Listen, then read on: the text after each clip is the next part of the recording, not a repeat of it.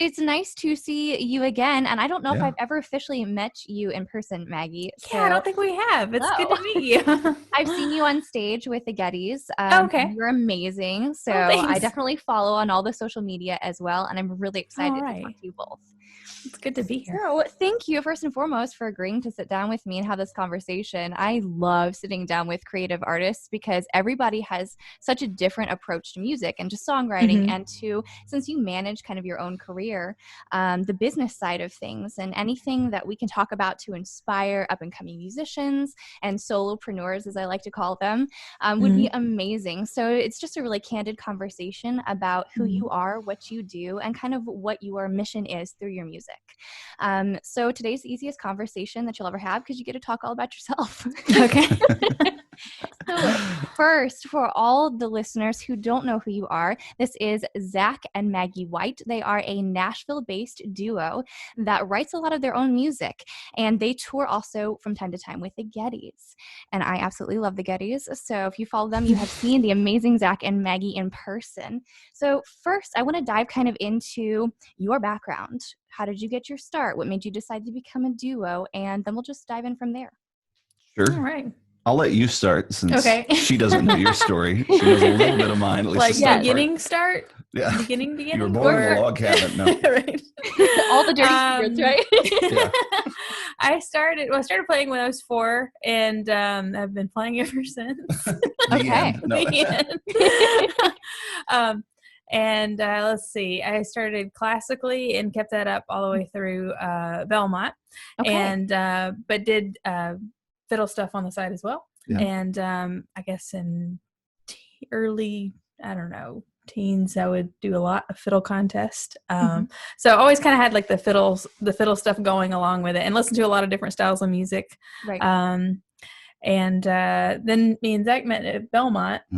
And that's where we met in Bluegrass Ensemble. And then, let's see, got married just after college. And you've pretty much been working in the music industry since you were 16. Yeah. I'd played with a lot of bands before then. So it's kind of like... So how much then, really quickly to spin off of that, do you use your classical background for what you do now? Quite a lot. I feel like as far as technique goes, it really does influence all of the other styles a lot. And so that's been really handy, and it just gives you a really good facility around the instrument. So that's been very helpful. I try to practice that even when I'm not doing something specifically classical. Sometimes I have more success with that than others. That's probably what most of your actual practice time these days is actually still classical music. I think that's so interesting because I know classical music gets such a bad rap nowadays. Because when people think classical, they think immediately like opera and this kind of unapproachable older style art form. But they need to realize it's so important for the technicality of what you do as a musician. So having that as a foundation is something that I think is so incredibly important. So I love that. I love that that's how you started. But kind of explain a little bit about how you got into fiddling. What drew you to that? A lot of just listening. I mean, my dad loved different types of instrumental music growing up, and so he would play bluegrass and Celtic. We had like Mark O'Connor CDs and Natalie McMaster and stuff like that, and so I'd listen to a lot of different styles that way. And then it was kind of, I felt like I played more classical, but I always listened to more fiddle stuff. Okay, and so that kind of, I think that's one of the main things is just listening to it so much influences the style a lot. And so then with the classical kind of side by side, I feel like it kind of influences each other kind of thing. Right. So. And now you tap dance too? I do Irish step dancing. Okay, well, a little bit of tap, but mostly Irish step. Incredible. I mean, being able to do that and multitask blows my mind. I am not that kind of talented. I have 2 left feet, at best. So I think that's so impressive. Now, is that something that you did from a really young age as well? Around, was that probably 12? I think is when I started dancing. Yeah, so not quite as early as fiddle. Fiddle feels like home. Yeah. But yeah, and then I did some dancing, I guess, from about 12 to 16 or so. Yeah. Okay. So, and is that something that kind of ran in the family, or was that all you? And no, I actually I was just envisioning my family all dancing. But I saw Natalie McMaster fiddle and dance, and I thought, I want to do that. I didn't know what kind of dance she did. I assumed it was Irish. I don't think it is though. And so then I started taking Irish dance lessons, and I thought, I want to figure out how to put that together. So that was a very very direct, I saw her do this, okay, I want to figure that thing out. Right. Now, is that something that you do as a duo, or just, with the Gettys, or what? Not yet. Yeah, so right now it's just Gettys. Yeah. Did you do it much even before them, performing? I know you did it a little bit on your own, but did you ever do it with Peter's group? Or? No. No. So I guess I hadn't. It's almost like a skill that got drawn out. It worked really well with Gettys, just being the Irish connection and all that, Right. I think I've done it for some other things in the past, but not every band that I play with. And so I think it's something that we'd like to figure out how to incorporate, but we're also not sure if it works well. Right. But maybe it will one day. It's such a specific color it is. To a you show. Just pull it out of the back pocket. So guys, are you ready for this? Exactly. And now, there's no turn. Any band that has it, it's almost always the last song in the set, because there's no turning back once someone starts tap dancing. Oh yeah. Yeah. It's like, we need to take a break after that. That's too crazy. So then do you get nervous whenever you do that? Are you more nervous to dance or play violin, or how does that work? I don't think I generally get nervous. It's usually more nerve-wracking from walking from where I am to where the dance floor is than it is actually dancing. That's good. It's the transition between the two that bothers me a lot. Right? That's great.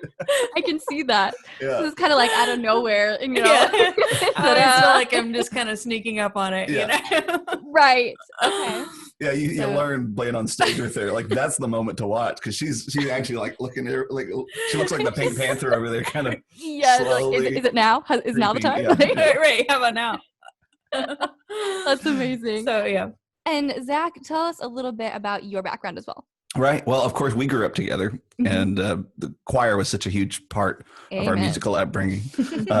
A lot of it too, just that was what like you, our families did. It started. Neither of my parents were musical, so my older brother Jacob saw Itzhak Perlman on Sesame Street and said, "I want to do that."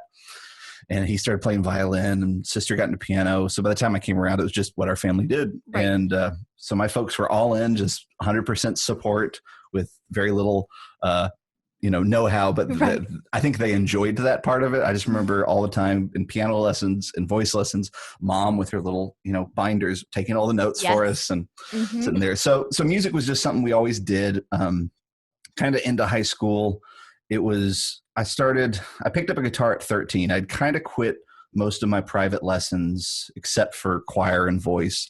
And then at 13, I picked up a guitar. I'd started to do football and Boy Scouts. And I was thinking military, that's going to be the idea. So I picked up a guitar and just really fell in love with it. My best friend at the time, Stuart Glenn, was a fiddle player, and we clicked real quickly with music. And we ended up creating a little band in high school called Flint River with some friends, and played all the coffee shops around town. It was a fun time. And then we had a funny moment because he's a year older than I was. And I think I was 16, he was 17, might've been the year after that. We were just hanging out, and I kept all right, this year I want to try and book these places. And he's like, I don't know if I want to do this forever. And that's when I'd realized, I think I do. And it was this kind of, so it's pretty early on then. Yeah, it was mid high school, sophomore, junior year of high school that I kind of knew I really am interested in music. But of course, it was so scary looking at it from afar. Oh, yeah. I didn't know anybody that did it professionally, that wasn't a teacher, that just taught out of home. Anybody who did touring or whatnot. I didn't really go to a concert that wasn't classical until I was 13 or 14. Okay. Yeah. Stuart's grandpa took us to go see Ricky Skaggs at the Sheldon. Yes, the best too. Oh, and I loved it. It was great. So I got to tell Ricky that last year. Oh, how amazing. Because he's played with the Gettys Christmas a few times. And I said, hey, and it was actually funny. 2 years ago, Andy Leftwich, which was his fiddle player, was on tour with us. He was playing third fiddle or second fiddle, was it? But anywho, I was telling Andy, and Andy Ricky never plays second fiddle. He's so great. I said, you guys were my first bluegrass concert and got me on the road. coming down there. And they're like, oh, really? Oh, that's cool. And they're like, no, it seriously means a lot. They're like, oh, that's nice. Right. They're like, we hear that all the time. We're so inspirational. Exactly. It's just who we are. We just inspire people every day. No, they're the sweetest guys on planet Earth. But anyway, so that really kind of put me in that gear, but I was never 100% committed. When I decided I want to go to Belmont. I talked with great guitarist up in St. Louis, John McClellan. Mm-hmm. I was kind of near the end of high school, and I played for him, and I said, could I possibly make it in Nashville? And he's like, yeah, sure. Which felt so weird of an answer to me at the time. Right. But now that I'm in the music industry, I realize, I mean, if you can play most songs and kind of feel in the groove, and you played in a band for a while, technically there's a wide range of what musicians require. And he understands that it's like there's so much more than just what you can and can't play. But he took me under his wing for about a year, really helped me with my fingerstyle guitar stuff, taught me a lot of Chet Atkins style playing. Mm-hmm. Of course, John's main focus is classical, but he also wrote a whole bunch of books on Chet. And he kind of prepared me for my audition at Belmont, went to Belmont, but still wasn't 100% committed. It was always, I was Mr. Plan B, because music seemed like this big scary thing. So I was Army ROTC and a guitar major, which is a very odd combination. A little bit. And all the Army guys will tell you that. We had like study sessions. Most of them are nurses or political science or criminology. Mm-hmm. And they'd all be sitting there doing studies, and I'm practicing Bach in the corner. Right. And they're like, we were all doing homework, Zach. I said, yeah, me too. Yeah. They said, that's your homework? So, but I only did it for about 2 years, and it hit that breaking point of going, either I commit all the way or I don't.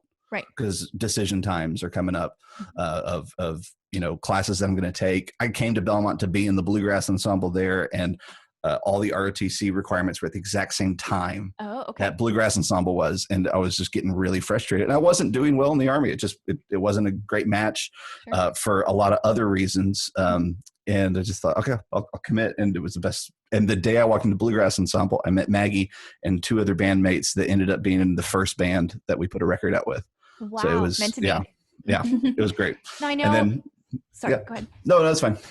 Music is a scary field, because it's one of those things where it's always changing, and being able to make it is so subjective. I mean, you could have all the skill in the world, but not have the right connections, and it just not be the right timing. So what for you mentally was kind of that turning point in yourself where you said, yeah, this is definitely what I want to do? It was... Man, that's a good question. I don't know if it was necessarily like a moment in time, but rather a realization of a shift in the mind that had happened. Definitely in high school, I think it was an end of college or end of high school. Mostly, it was really looking at, I have to choose what I want to start looking at in life, and I've been really bad about recognizing the things I absolutely love and going headstrong at them. I'm Mr. Optimist. I just like everything. Everything's wonderful. Maggie can attest to. I can say that, I could turn that into a job anytime. Right now, in the middle of all this quarantine stuff, I'm having to do other type of work. And I was telling her, no, I couldn't do this as a full-time job all the time. I actually don't like this. I'm like complete opposite. So if he brings up something that he could do as a job, I'm like, so are you thinking about it? Right? It's like I only ever had one thing in mind. Right. So it takes me. I'm usually like way too deep into a thing before I realize, I actually love this more than anything else. Right. And music was that. I was spending all my time just focusing on it. I remember got a little recorder at home, and just, I loved that. And I spent hours recording terrible, terrible music in my bedroom, trying to make something good. Yeah. Trying to go, what in the world is a compressor? I have no idea how this thing works or what it could possibly be. But I would spend 6 hours, and it'd be 2 a.m. and I would go to bed going, I guess that means something. If you're spending all your time doing something, that you should probably keep doing that. Right. Absolutely. And I mean, just always being willing to continue to learn and to make bad things at the start too, and realize that that's part of the process. Oh yeah. 100%. Just because you're not perfect at something in the beginning doesn't mean it's not what you're supposed to do. Yeah. So, and I don't know if the story is the same for you, Maggie, kind of that point of when you decided to really go after music. I don't remember that part, but I do remember like whenever I realized that touring was a thing. So like I as soon as I started playing violin, that's all I wanted to do. And then I remember, I think it was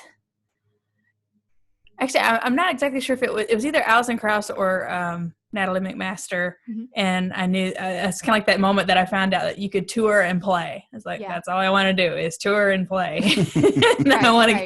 And so I remember that moment. And after that, it was just kind of like, oh, that's what I'm going to go do, and just kind of geared That was pretty young too, right? Yeah. But my first concert was probably not long after I started taking. I think I was probably 4 or 5. Yeah. So that's really the first concert that I got to see was Alison Krauss. I didn't explain that part. Yes, and I absolutely love Alison. Yeah. And so her between seeing her do what she does and Natalie doing what she does, I just thought, to travel around and to play music, that's all I wanted to do. So I don't think the actual job part was specific, but as far as just playing, it's just kind of like that's just what I'm going to do. No matter how I get there, right? Yeah. Because I tease her all the time because I say, she's never had a real job in her life. She's only ever played violin. Don't you love it when people say that, though? You're like, you have no idea how much work goes into this. Right. It's so hard to be fake. I mean, that social media, let me tell you. Exactly.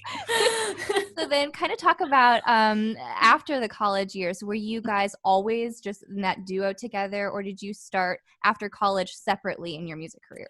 That was, I think we right after college, we kind of weren't sure if it would fit together, but we also figured out that we didn't know any tunes together because I think everybody thought we'd just come home and play more music, and we were not doing that. Well, we were in college. We were with a group called Vicky Vaughn Band. Yeah, I was just meaning as far as the duo part. For the duo thing. That's actually very recent as a duo. So as far as we played in groups together a lot, but as far as doing duo stuff, that actually started kind of out of, we needed to know some stuff together because now and then you'd get called on to play something and we just we ain't got nothing. And so we thought, well, we're going to put out a weekly video, which was really just to practice together. And then that started becoming more and more of a thing. So it's like, well, we should do a duo thing. And we both talked about for years, we'd wanted to have shows that we kind of ran ourselves. Yeah. And then, being around folks that actually ran shows, we realized, that takes a very specific type of personality. Yeah. And maybe we fit two sides of a coin that can be that personality, since neither of us are usually that kind of, especially, some of the folks we work with really classify under that mad scientist, brilliant mind that's really spacey and hard to nail down, but they're so focused in their job and in the show. Right. And neither of us are that way, but we recognize where it's, some of her musical ear and taste are so specific, which is really helpful for someone like me who can kind of say yes to whatever. Right. But then I have got a lot more of a more business and marketing mind. Yeah. So we thought, we could combine those and actually turn this probably into an actual touring show. So. Right. Now, how would you classify your style of music? That's the hardest question for us. We say Americana or folk rock right now. Yeah. Okay. Have you got any better ideas? We're up there. It's mostly acoustic. The fiddle in it adds a color. Yes. Very distinctively. The songs that I tend to write are, everybody comments like, oh, that's a little different. But no one's been able to pinpoint exactly what those things are. Which has been very frustrating because it's hard to get part of any association or any group of music that's like, we book these kind of artists. Yes. And we go like, well, we kind of can. Right. We've been on a country radio station because we have one song about a cowboy, but then another song about cell phones doesn't really work. So. Right. Cowboys might have cell phones. They might. They would today. But they'd stick to flip phones. They wouldn't get smartphones. Yeah, it'd be like the Razor. Yeah. Oh my goodness, that brings back memories. I had to have one, and I never got one, and I was so mad in high school. I was like, I'm not cool if I don't have a Razor. Yeah. But then, combining both of your styles and your genres, how do you find inspiration collectively whenever you're writing music? Well, far apart. We don't. Well, it's kind of landed on mostly. I've done more of the writing.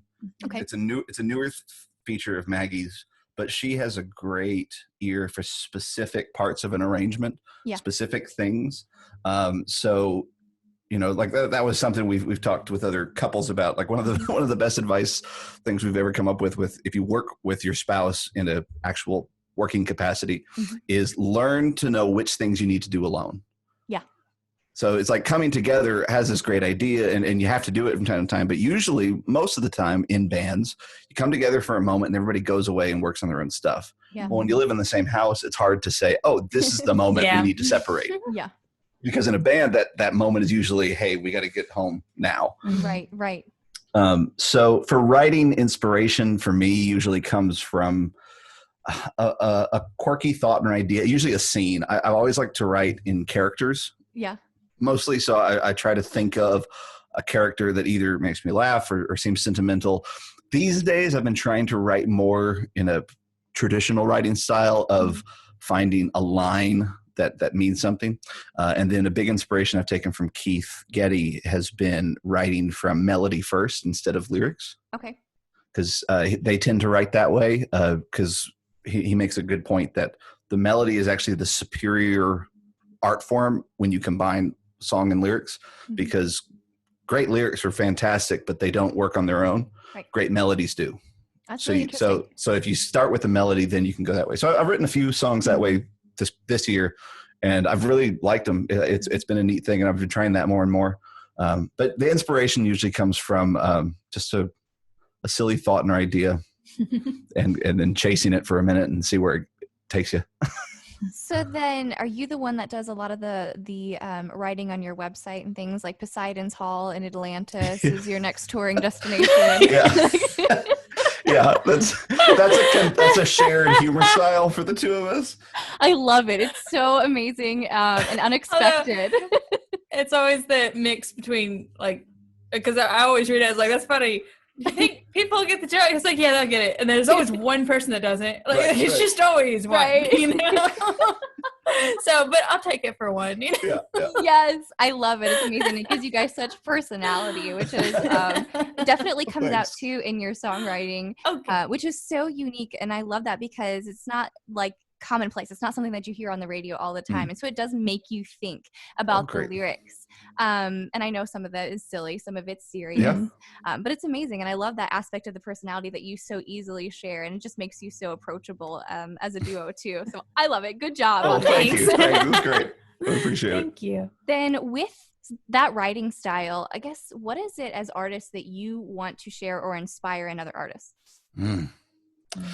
Oh, I mean, you said something that we've been trying for. It's like we want to create music that is listenable but makes you think a little bit. That isn't as passive as a lot of other songs are. Stuff that has a little bit of, for lack of a better term, clunkiness in the lyrics that makes you kind of go, wait, what did he just say? Right. And think about that. So you focus on, this is about this concept, because usually nothing's so heavy that it's awkward or I've actually always had a hard time with songwriters, and I know this is a lot of them, but it's just something that's never touched to me when it's super specific to their life and you kind of have to have this code key to their personality to understand the song. Right. I was like, well, that breaks the illusion of using it for self-definition. Right. Yeah, I remember a music business professor saying, in a very music business way, where they're like, songs are there for people to self-define or self-describe. And I think there's validity to that. I think it's a little narrow-minded, but we definitely use them for that standpoint. So I've always looked at songs more in a movie script. Okay. How do I write a short story? Yeah. In musical form? My favorite songwriter, bar none, is Randy Newman. Okay. And I think that, and he does a similar thing, and it's just trying to emulate that of, okay, I'm going to use this little character as sweet or odd or quirky or just a squirmy emotion to describe this thing that I'm feeling. He wrote a serial killer song not long ago. Yeah, oh, it's a very squirmy emotion. Should you be a little worried, Maggie? I play along. Right. Eyes open. It didn't help that I Secretly, wrote it it's your favorite song, and woke up with it for her. Like, here, I wrote this tonight. Right. Which is interesting, though, because that style of writing and that kind of quirkiness really brings down unapproachable topics like death to a really a human and approachable level, which is what you did in Double Grave. And I would love to hear from you the meaning and everything behind that. It was driving back home to St. Louis, actually. I was listening to a lot of Tom Waits. Okay. And everyone who knows Tom Waits knows that, you think about death when you listen to him, but his is not in that quirky, approachable manner. It's sort of let me listen through the sound of the gravel truck to see if I can picture the melody. But he had a song called "Who Will Put Flowers on a Flower's Grave." Very heavy, deep was the lyric. And it just twisted me into the idea of a guy sitting in a grave. I actually have the notes on my phone. I just saw the other day. It's the start of my song thoughts. Oh, okay. Nice. Notes. Okay. You've got to like just write it down on a napkin. I know. If it's any good, you have to write it down on a napkin. I know that's because we all have those illusions of grandeur of like Hall of Fame put my display, and mine's like a computer is. But it's just a phone.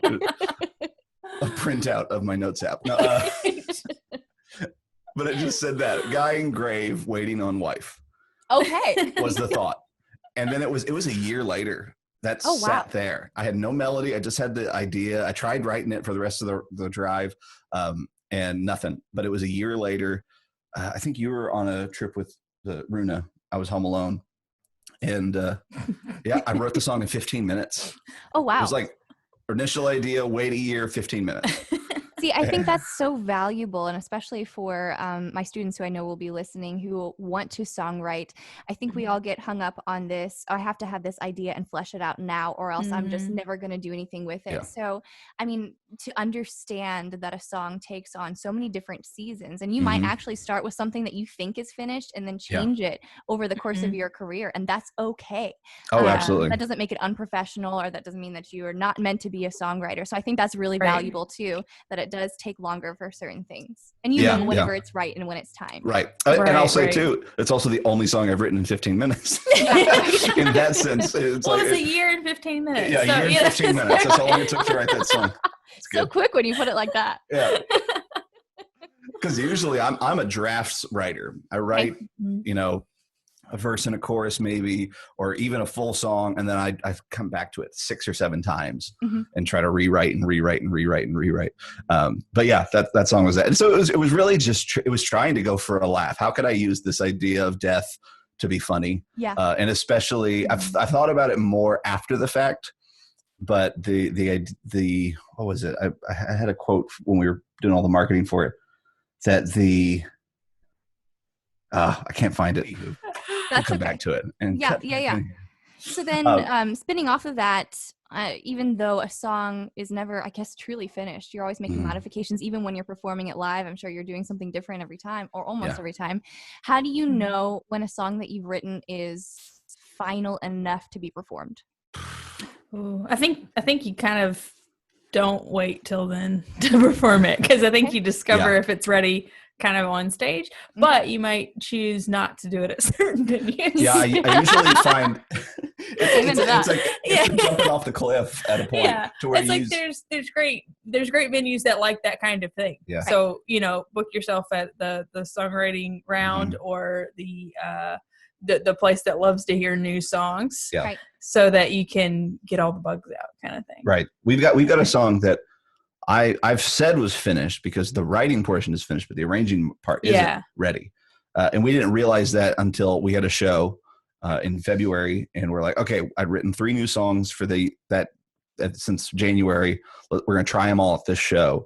And 2 of them, we went forward, and there's probably some rewrites still after that I did, but it got me to play them. And because there's something about that commitment of being in front of an audience and actually performing that you cannot stop. You don't realize how much you stop and question when you're by yourself or even when you're with your band.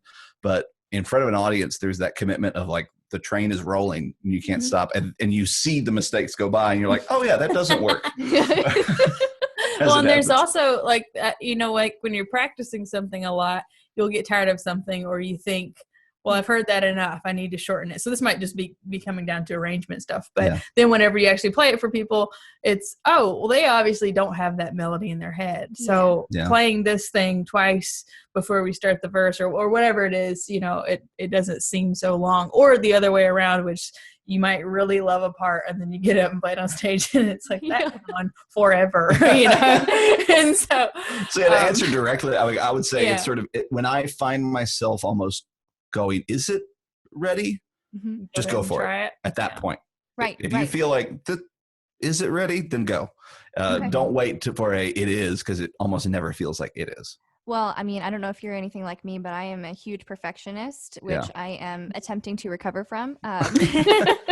It is a long process, but for me, you know, it has to be perfect. And then the realization that nothing is ever perfect. Yeah. Right. So just forcing yourself to go for it. And I think that's the beauty of, as an artist, if you're trying to get noticed or putting your music out there, a YouTube channel.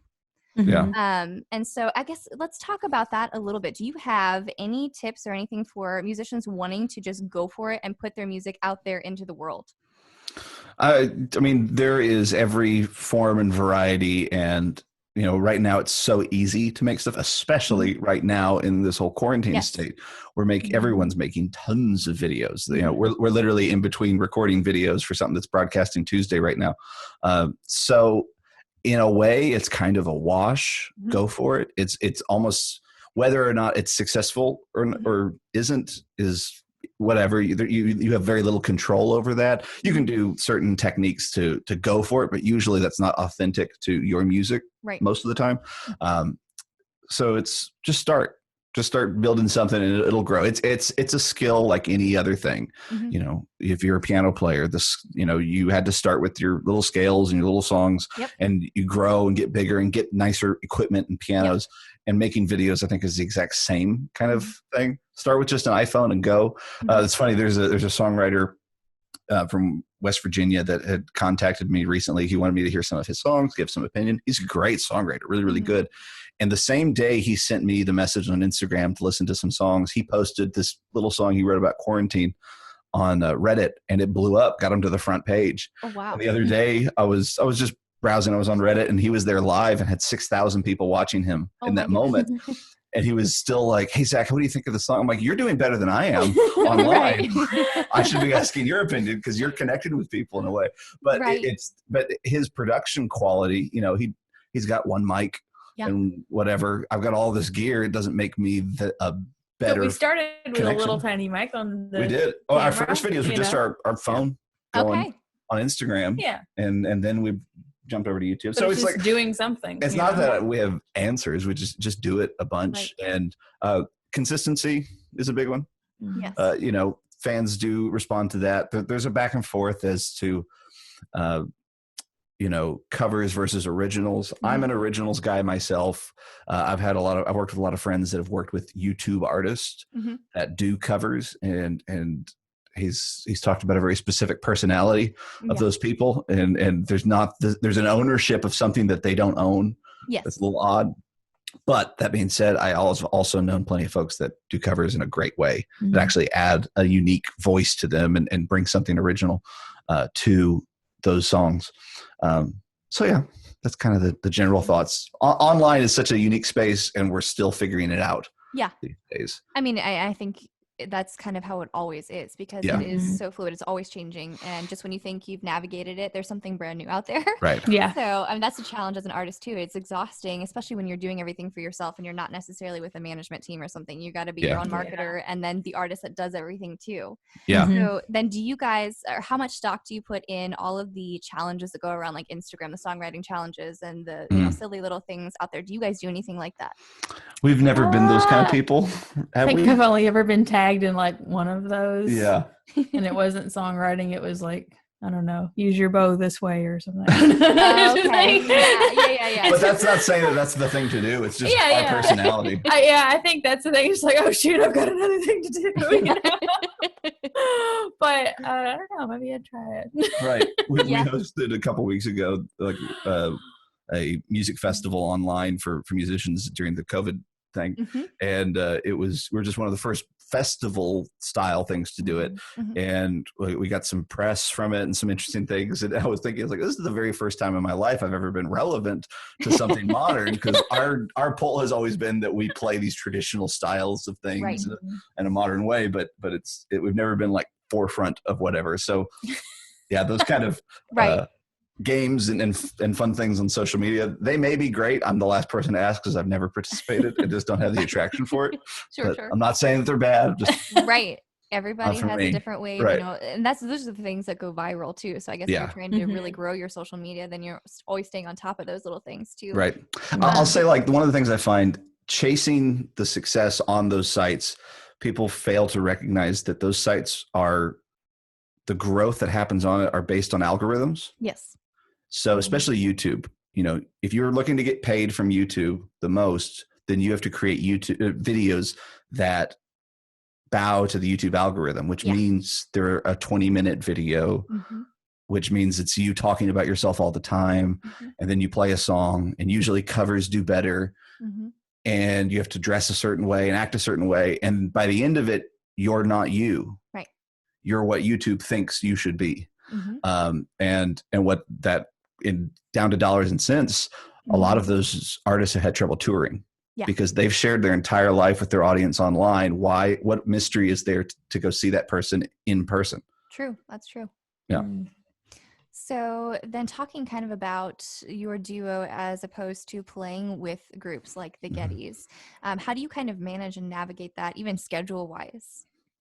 The schedule part's been really helpful because since Gettys don't tour all year round, it's kind of like any time they usually do like something in the summer, a fall tour and Christmas tour. Okay.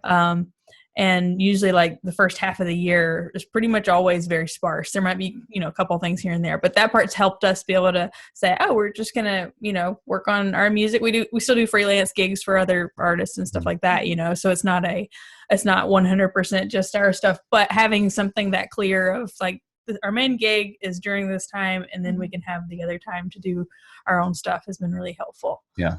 Okay. We've watched a lot of other musicians handle that, where they have an artist that has a lot of name recognition and tours, and they can earn some good money playing with that artist, and then they also can scratch another musical itch or stretch some muscles that they have in their musicality in another way. And it's really, it all comes down to schedule at the end of the day. And we tend to find that most musicians work on a kind of in these 3-month chunks of time. Sometimes they're doing 2-3 month chunks, like 6 months of touring together. Sometimes it's a tour, a break, recording, a tour. They kind of break it out in that way. So you just find those moments to where those breaks are and go through. And especially the more successful an artist is, usually the touring breaks are larger stints. Right. A lot of pop stars and whatnot, they'll do a 1.5 year tour, but then 2 years off the road.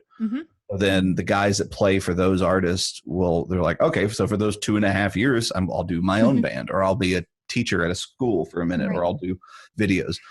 So it's one of the, I remember in college, Maggie told me once, because she was a good little student and always and would stay up for forever in the middle of the morning to try and just get great grades and stuff. And I was never that guy, so I couldn't understand it. But she told me near the end, she goes, everyone said life only gets busier after school. She goes, I don't know how it can. And I said, I think because music degrees require so many non-credit courses and all this stuff that it actually gets easier. And it does. It does. Although I will say, it was my teacher telling me that. And I'm just like, you're wrong. It's easier now. So much relief. I don't think I've pulled any all-nighters since then. Yeah. So it's just great. You're like, I did my time. Yeah, exactly. Our work is typically front loaded. We put a ton of time into the beginning, and once you reach a state of being able to create music, then time is really important, because you've got to find that time to be creative. Right. Yeah. So then for my musicians who are trying to get noticed, how did you even go about linking up with the Gettys? Actually, let's see.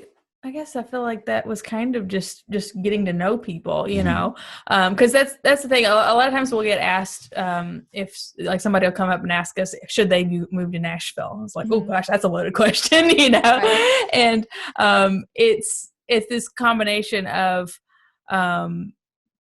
regardless of whether you move here or not, you have to network, and even then, it's not like any guarantee. And so, like with Getty's, just because I think it's an interesting story. Yeah. You had met a fiddle player that, okay, I should back up again. Hold on. Let me try that again. Okay. So when Zach first came down to Nashville, he was trying to find a church, and the one he ended up going to, the greeter, was a fiddle player who wrote fiddle books that both Zach and I grew up with. So just happened to meet that guy. And then Craig Duncan was his name. I don't know if Abby had any of his stuff in y'all's house. I have no idea. Any old fiddle tune book from Mel Bay, he probably wrote. Yeah. Okay. So he's written. Oops. Sorry.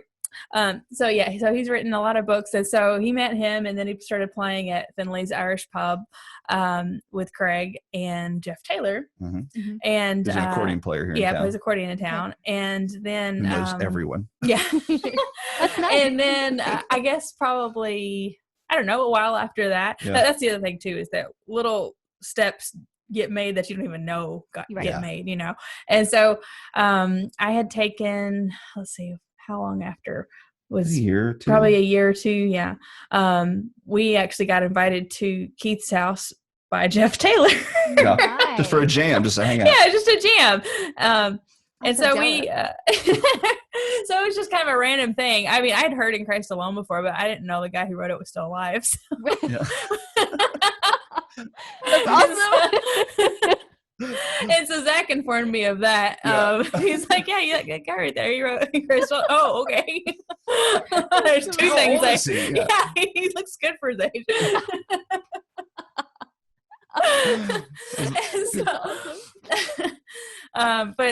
So that was just a jam. And then it was still like another year later that they needed a fiddle player to sub for Deborah because she was expecting her second child.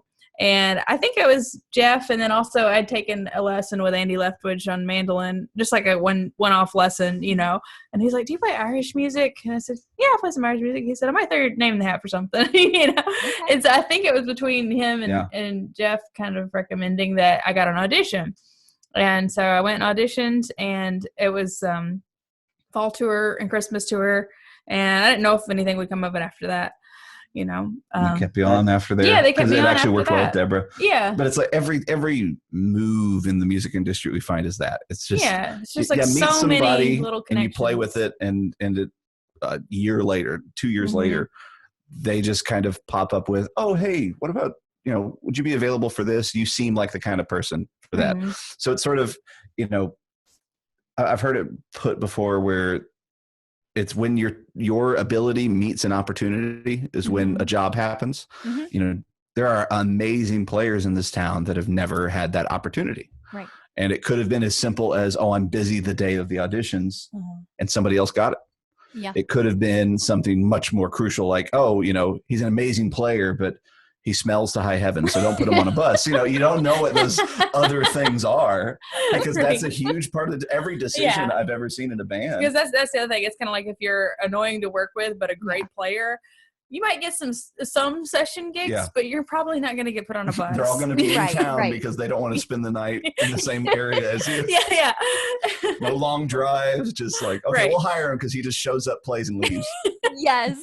So I think that's really valuable, though, because especially in today's, you know, modern age of technology, everybody thinks that to make it's all about the social media. And granted, social media plays a huge part in it, but it's also the personal aspect of staying visible, going out and playing shows, doing your, you know, paying your dues, gigging, and then just, you know, feet to ground, networking and making those connections. Now, I'm sure that that's probably easier to do in a place like Nashville, where people congregate, you know, in that scene more readily than it is like in St. Louis, where it's not quite as happening in that front. Right. So I guess in that aspect, it makes sense to me why so many people migrate to Nashville and to LA to do that kind of thing.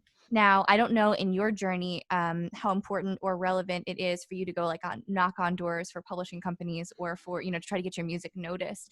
If you've even had to do that kind of work, or if it's just been you going and playing shows and being right place, right time. So, everybody's journey as an artist is different. Absolutely. Yeah. It's always that the publishing thing, like we've met those folks, is typically in the higher demand areas of music where it's, country or pop stuff, where there's a ton of people. And in those genres, your age is a bigger factor than in folk music where, they don't care. Right. Thankfully. Right. But time and time again, it's always been, if you're consistent in your quality, then it's sort of the old Mark Twain quote of the man who always tells the truth never has to remember what he said. Right. So if you twist that around, you can kind of be the person that's confident in the music that they play, the quality in the music that they play, never has to worry that they impress the right person. Right. Because if they're constantly playing high quality stuff, then you can feel pretty good that, hopefully if somebody needs me, they can think of me. Right. The social media thing, good example is that Jeff Taylor guy. He's not on social media. He doesn't see any. But of the if you go to one of his concerts, it's like everybody's here. Right, right. So it's we connect with him because he plays an accordion trio here in town that we love to go listen to. Right. I know that sounds like terribleness for most folks, but we love it. There is the didgeridoo, so exactly. Well, and that's an interesting, just something we've seen because we're in that world of a little more unique approach to music. Specificity in what you do is also very valuable. Yes. Going after the same mountain that 1,000 other people are going after means that you got to fight more for attention versus, Getty's about a third of the band live all across the country. Someone's in Philadelphia, someone's in Boston, someone's in LA. And it wasn't necessarily because they were plugged into those cities' music scenes, but that they were super specific in what they do. I think of our friend Patrick, who's an uilleann piper.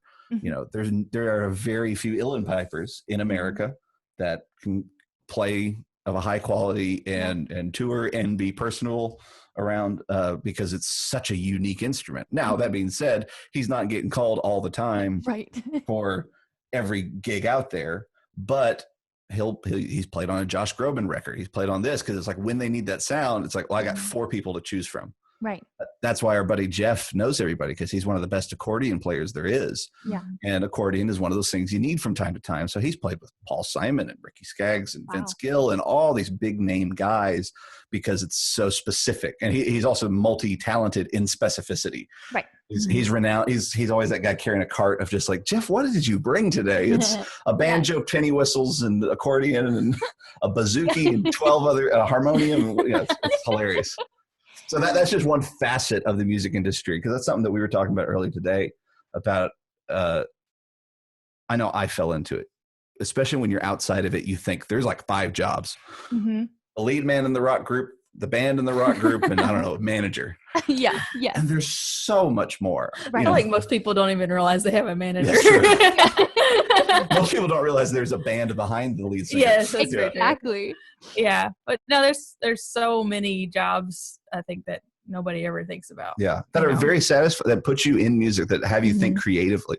And we've got a lot of friends that we went to school with that were in bands, and they were making the majority of their money from music, but just for some whatever reason in life, they were going, this isn't exactly what I thought. Yeah. And it isn't for everybody. There's a lot of different things. You travel a lot, which though it sounds glamorous at first, you realize it's not. My little brother came on tour with us. Yeah, we love it. It's something we love. Even when do it together, so it's not like they're behind. You know what I mean? That's been a huge help. Yeah. My little brother came on tour with us because he had heard all our stories where we highlight the things that we love. Yeah.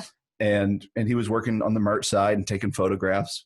And he was doing great with the photos, and he saw a lot of stuff. But after a season, he's like, "No, this isn't for me." Yeah. And it was like someone's similar life. It just didn't fit.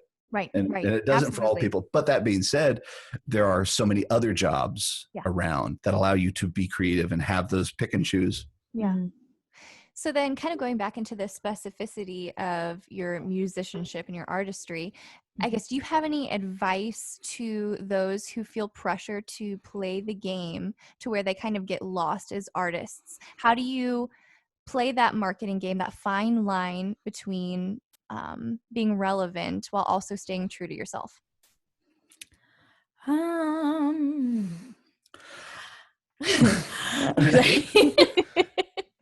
I was just thinking about, like, I like to just focus on, I don't know if this sounds like the answer or not, but like, I like to focus on the art itself as opposed to there's so many just endless comparisons you could do, whether that's other people, other styles, what styles are more popular or whatnot.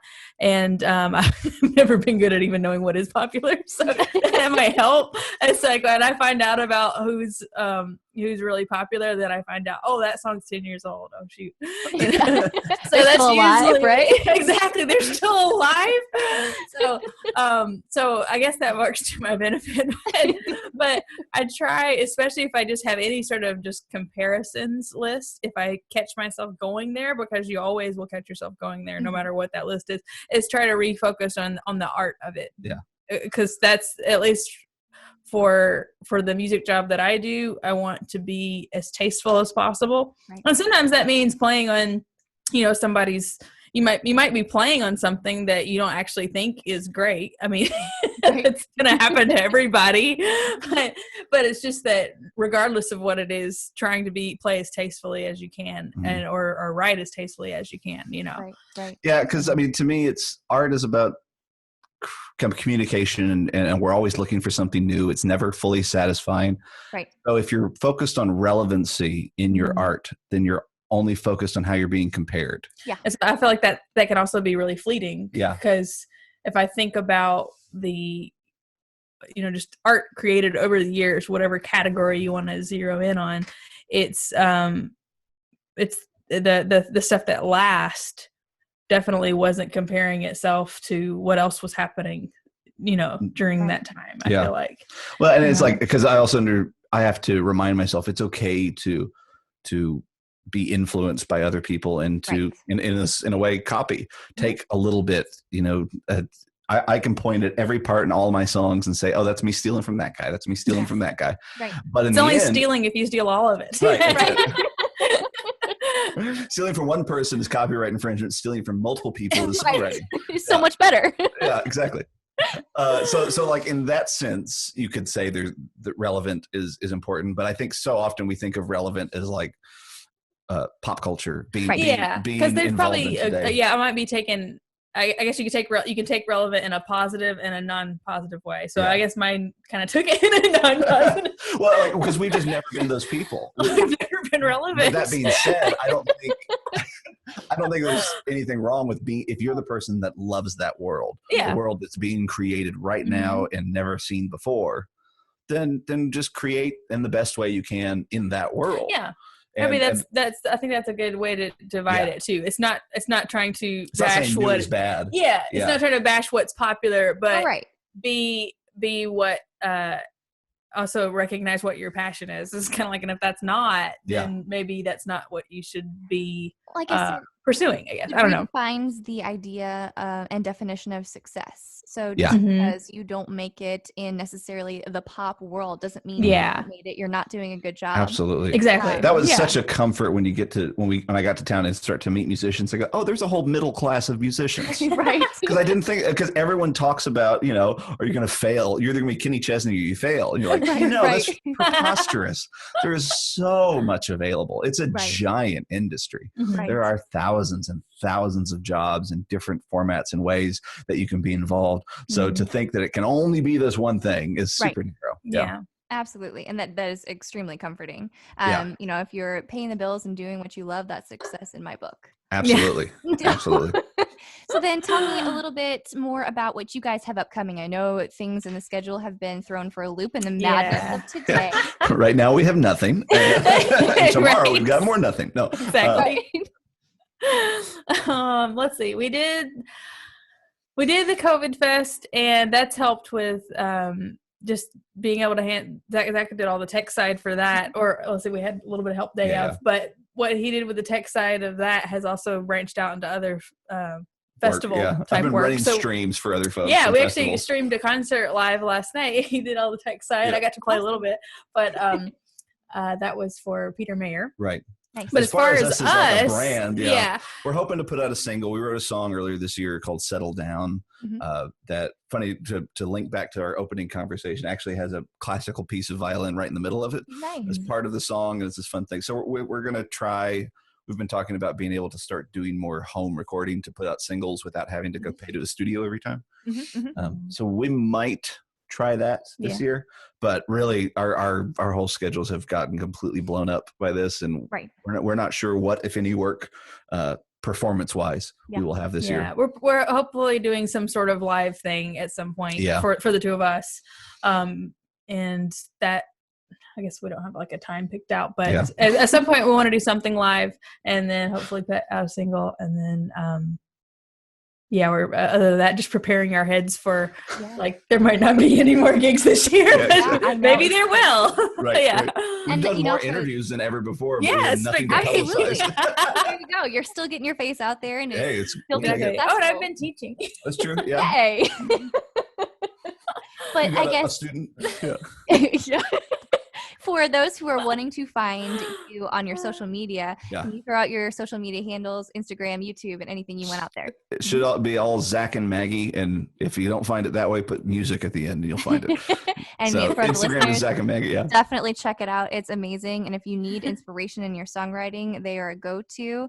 On that topic as well, do you have any tips or inspiration for in a dry spell whenever you're writing? For me, and I write more instrumental. I'm getting into songwriting, but I come from much more instrumental writing. For me, is not to get too in my own head about it. Just sometimes the mental break's good. Because it can always also stress me out. I get to that point where it's just like I haven't been successful in this avenue, for so long, and it can kind of freak me out more. Maybe I hit my biggest dry spell last year of writing, I think. And so I started kind of looking up for tips on songwriting, and every guy I find inspirational in writing, from like Paul Simon to Jerry Seinfeld and comedy writing, all say the exact same thing, which is set a time every day and just sit and write. The biggest one I would say is also, we found this amazing video by John Cleese from Monty Python, where he's doing a talk about creativity. It's really good. It's amazing. And he talks about the difference between an open mode and a closed mode in your mind, and how your closed mode is kind of you're accomplishing tasks, you're doing things. We live most of our days and checklists off in the closed mode. He said open mode is that creative time, and it needs a space-time oasis, a place where you sit for a minute. He said, and give it an hour and a half. You need your brain to slow down. He's like, you need 30 minutes at least to just like get all of the things that come into your mind trying to interrupt. To quiet down, it takes at least 30 minutes. And then another 30 minutes to begin to start opening your brain into silliness and whatnot. You need to be able to play and feel like you're open to discuss. And I find more often than not, that's what those mentors I've been trying to read about are saying, is they have a time every day to just sit and get in that open mode. So also too, I think that also made it where if you don't come up with anything, that's all right. You're going to have another one tomorrow. It does it. So hopefully remove some of that pressure. Like for example, I went from having the biggest dry spell last year to probably one of my most successful writing periods at the beginning of this year. And it was from finding that and trying to set the time to go and being really good about saying, I'm just going to sit here for a minute, try to think of something. And then I also found that there are certain activities and places in my life that trigger creative thought. So usually it would be, I can come up with better ideas if I'm either outside by a fire pit or here in my office or whatnot. But to develop the idea, I need to go drive, because there's something about, kind of keeping some of my main focus on the task at hand being driving or dishes or something like that. But driving specifically helps. The driving more often. Ooh, called out. That's good. But that activity keeps my mind focused on that, and then I can let kind of this, it feels like my subconscious coming out. And we had a couple week period where she's like, every time you go out for a drive, you come back with a song idea. Please go out more often. So I stopped doing dishes altogether and I just drive all the time. That's amazing. And like I said, it's personal to every single person. So everybody has a different way of centering in and focusing, but I think that is really valuable to create that space and time where that is your focus is solely dedicated to that, but also not pressuring yourself. You know, maybe you set a time limit for that. Maybe it's 15 minutes a day, 30 minutes a day, to where you don't frustrate yourself and think I have to be creative every single time I sit down to this space. Right. Yeah. Right. Yourself grace too. I can't recommend that John Cleese video enough. I think we've quoted it 30 times since we saw it last couple months ago. It's really good. You just look up John Cleese creativity, you'll find it.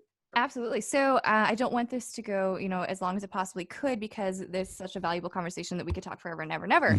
But if you had any parting words for musicians that are maybe they don't have the resources to move to a Nashville or LA, or maybe they are struggling to find themselves in a specific niche, how do they get started?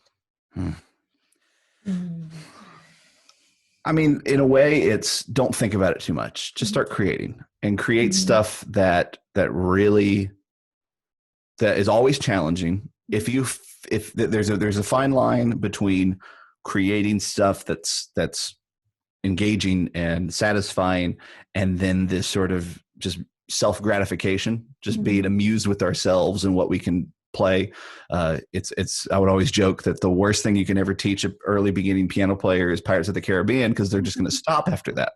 Every kid we grew up with just would sit down at the piano, bum bum ba da dum bum, and then like, I'm done. That's all I wanted to do. I totally did do that. So it's like understanding the difference between that. I'm just gratifying myself to where, like, look at me, I can play the thing I wanted to, versus I really want to be honest and create something that replicates the feelings I'm having right now. And that's so hard. I feel like I just turned 30, and I feel like it wasn't until last year that I really started to understand how to turn songs into a self-expression. Yeah. They're always such a distant thing I'm working on over here, and not like, oh, I feel this and this image represents that. I was doing it before, but I didn't think about it until last year. But yeah. I would also say, like, especially if you're not able to, like, there's concerts in Nashville all the time, or there have been up till now.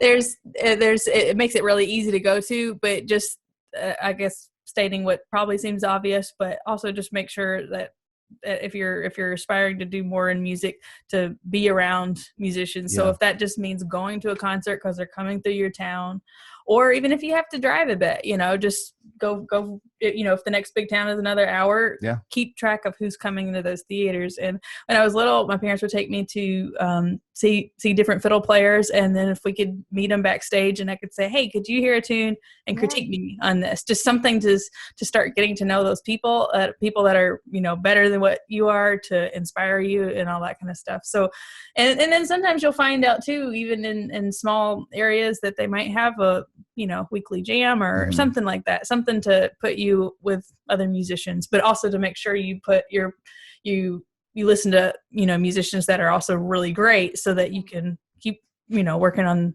whatever music is equally as satisfying as it is frustrating. And there is no made it. That's a terrible term, because it's there are musicians that I've met that are elderly and masters, and they're still so frustrated they can't get that spot. I had a guy that he is probably one of just this monster of a player in my mind. This guy that's just the pinnacle of guitar and banjo and all that. And he was doing something for us, thankfully. And he called me like 12 times going like, Zach, I just don't know. I'm playing so badly. I'm thinking like, your bad is probably my best I could possibly put out, but he's just as frustrated as, a student would be. So that allows you to be really humble when you approach your craft. Right. And, going up to ask somebody, hey, could you critique me? Be honest and know that you're not going to have it all perfect. Nobody does. Right. So why not glean a little bit there, and being able to approach music and the music industry with humility only, I think, reaps rewards, because people can see that. And we don't want to work with somebody who thinks I'm pretty great and you just haven't heard me yet. I don't want to play with that guy. Right. No, it's so true. Guy, I just want a guy who's hanging out going like, here's the best I can do. Here's the best I can do. And yeah, that's great. So, I mean, I've heard, it said too that heart makes up for sometimes a lack of talent in a certain way. If you're not, if you don't have access to the greatest teachers, sometimes it's that passion and that heart and that humility too that just takes you right over the edge and makes you more successful than someone who might be a little bit more talented than you. Yeah. So that's so true, is to stay committed, stay consistent, and stay teachable. Yeah. Absolutely. So I am so incredibly glad that you guys were willing to come on this podcast. It's so informative much fun. And educational. And I just love sitting down and picking your brain and just figuring out, how you mentally approach things as well. Like I said in the beginning, everybody approaches it so differently. And so just to come back to that point of humility and to also be able to showcase what you do in your music is a beautiful thing. So thank you again. And for the listeners, their Instagram, Zach and Maggie Music, YouTube, Zach and Maggie Music, and their website is Zach and Maggie without the music.com. So go check them out, book them. They're absolutely amazing. So thank you guys so much. Thank you so much. Thanks for having us. Have a wonderful evening then. Absolutely. You too. Too. Can we see you again? Good to see you. Bye.